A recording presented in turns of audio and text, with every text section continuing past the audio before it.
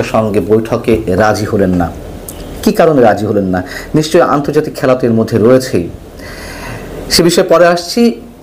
মূল যে বিষয়টি সেটি হচ্ছে জাতিসংঘের তৃতীয় ওশান কনফারেন্স অনুষ্ঠিত হচ্ছে ফ্রান্সে আগামী 9 জুন থেকে।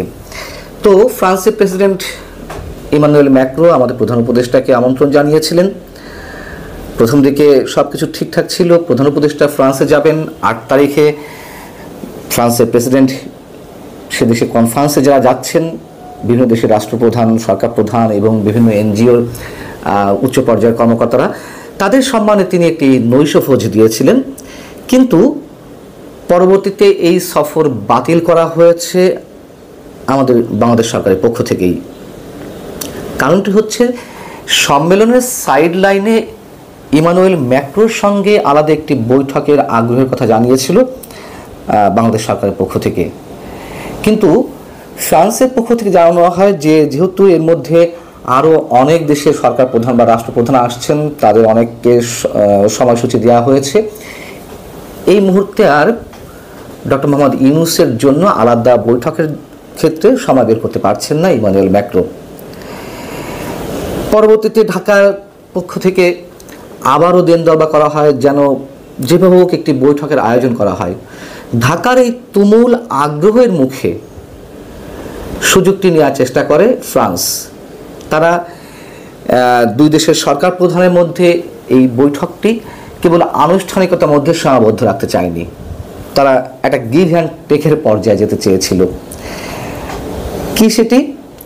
তারা আকারে ইঙ্গিতে বুঝিয়ে দিয়েছিল যে 2023-এর প্রতিশ্রুতি অনুযায়ী স্যাটেলাইট এবং এয়ারবাস কেনার যে কথা হয়েছিল ফ্রান্স থেকে, সেই বিষয়ে বা সেই এজেন্ডাগুলো এই বৈঠকে রাখতে, কিন্তু ঢাকা সেটিতে রাজি হয়নি।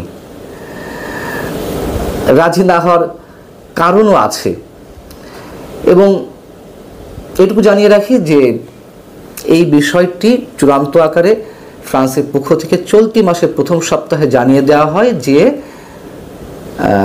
সে দেশের প্রেসিডেন্টের সঙ্গে ডক্টর মোহাম্মদ ইউনূসের বৈঠক সম্ভব হচ্ছে না, এবং তার পরবর্তীতে আমাদের সরকার প্রধানের পক্ষ থেকে তার সফরটি বাতিল করা হয় আনুষ্ঠানিকভাবে। এখন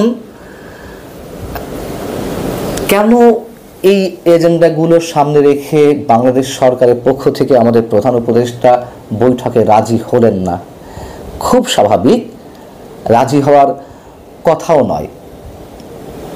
তার কারণ এই মুহূর্তে এয়ারবাস কেনা, ফ্রান্সের এয়ারবাস কেনা কোনো মতেই ভূ রাজনীতি বলি, আন্তর্জাতিক খেলা বলি, এগুলোর কোনো দিক থেকেই ডক্টর মোহাম্মদ ইউনূস এই রিস্কের মধ্যে যেতে চাইছেন না। রিস্কটি কোথায়? আপনাদের নিশ্চয় মনে আছে 2024-এর 7 জানুয়ারি নির্বাচনের আগে যখন একটা ফ্রি, ফেয়ার, ইনক্লুসিভ নির্বাচনের জন্য যুক্তরাষ্ট্রের পক্ষ থেকে প্রবল চাপ ছিল, তার মধ্যেও যুক্তরাষ্ট্রের নিযুক্ত বাংলাদেশের যে রাষ্ট্রদূত পিটার হাস, তিনি বেশ দৌড়ঝাঁপ করছিলেন যুক্তরাষ্ট্রের উড়োজাহাজ নির্মাতা প্রতিষ্ঠান বোয়িংয়ের বিমান বিক্রির জন্য। এটিকে তারা নির্বাচনী ইস্যুটাকে অনেকখানি ক্যাশ করতে চাইছিল। সেটি যখন সম্ভব হলো না, 2024-এ 7 জানুয়ারি নির্বাচন হয়ে গেল, যুক্তরাষ্ট্র কিংবা লন্ডনের পক্ষ থেকে, ব্রিটেনের পক্ষ থেকে এই নির্বাচনকে বৈধতা দেওয়া হলো না। তারপরেও পিটার হাস 2024-এর 7 জানুয়ারি নির্বাচন, তথাকথিত নির্বাচনের মাধ্যমে গঠিত সরকারের বিভিন্ন পর্যায়ের মন্ত্রীর সঙ্গে দেনদরবার করে যাচ্ছিলেন। ইস্যুটি ছিল বোয়িংয়ের বিমান বিক্রির। তো এর মধ্যে কি হয়েছিল এটিও নিশ্চয় আপনাদের মনে আছে 2024-এর নির্বাচনের আগে 2023-এ ফ্রান্সের প্রেসিডেন্ট ইমানুয়েল ম্যাক্রো একদিনের সফরে বাংলাদেশে এলেন। আসার পরে তিনি এয়ারবাস বিক্রি প্রসঙ্গ তুললেন। তৎকালীন প্রধানমন্ত্রী শেখ হাসিনা মৌখিক প্রতিশ্রুতি দিয়েছিলেন, মৌখিক, লিখিত নয়, কিন্তু হয়তো প্রসঙ্গক্রমে বলেছেন যে হ্যাঁ কেনার ইচ্ছা আছে, দেখি, সেটিকে আবার ক্যাশ করলেন ইমানুয়েল ম্যাক্রো। তিনি ফ্রান্সের উদ্দেশ্যে উড়ে যাওয়ার আগে যে সংবাদ সম্মেলনটি অনুষ্ঠিত হলো, সেই সংবাদ সম্মেলনে সাংবাদিকদের সামনে বলে ফেললেন যে ফ্রান্সকে বাংলাদেশ কথা দিয়েছে 10টি এয়ারবাস কেনার জন্য। বাংলাদেশ সরকারের পক্ষ থেকে একটা নীতিগত সিদ্ধান্ত নেওয়াও হয়েছিল যে 10টি এয়ারবাস কেনা হবে ফ্রান্সের পক্ষ থেকে। পরবর্তীতে বিমানের বোর্ড সভায় অনুমোদন দেওয়া হয় 4টি এয়ারবাস কেনার। প্রতিটি এয়ারবাসের দাম $1,180,000,000। হিসাব করে দেখুন যে কত টাকা পড়ে বাংলা টাকায়। কিন্তু পরবর্তীতে সেটিও বাতিল হয়। কেন? প্রথম যে কারিগরি মূল্যায়ন কমিটি তারা 6-9 দেখিয়েছিল যে এটি লাভজনক হবে, এটি এই হবে, কিন্তু পরবর্তীতে এটি সন্দেহজনক অবস্থান থেকে আবারও কারিগরি মূল্যায়ন কমিটি পুনর্গঠন করা হয়। তারা বলে যে এটি বাংলাদেশের জন্য খুবই ক্ষতিকর হবে, খুবই লোকসানের পর্যায়ে যাবে। তারা দেখিয়েছিল যে কেবিন ফ্যাক্টরের সমস্যা। কেবিন ফ্যাক্টরটা কি? যে